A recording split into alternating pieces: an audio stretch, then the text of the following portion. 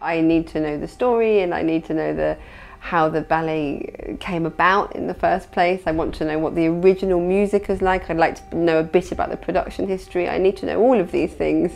So I'm coming into it with a good understanding of what's changed as well as what's the same.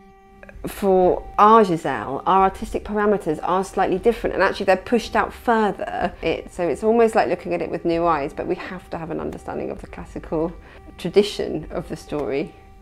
I had my first conversation with Tim, and he told me what he wanted from the Willies and the immigrant men.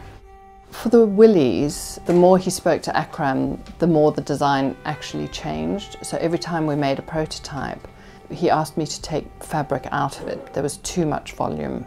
So the third time round, we got it right, and then we made all 24 dancers based on the third prototype. So the rendering of the design is quite specific. The fabric is disintegrating, it's rotting off the body. You can see that they have an ethereal quality to them. Once all the component bits are together, it's going to be 3 to 4 days per dress, but we have 6 people working on them.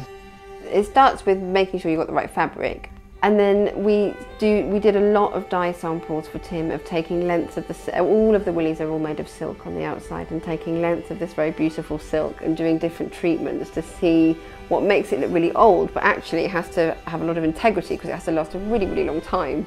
And eventually Simone in the dye shop will work on each one of them, and she works on them for hours and hours to make them look old. It really, really comes down to the dyer, is that she has to spray into them, they have to all be cut at the edge, each edge has to be frayed, so it's a lot.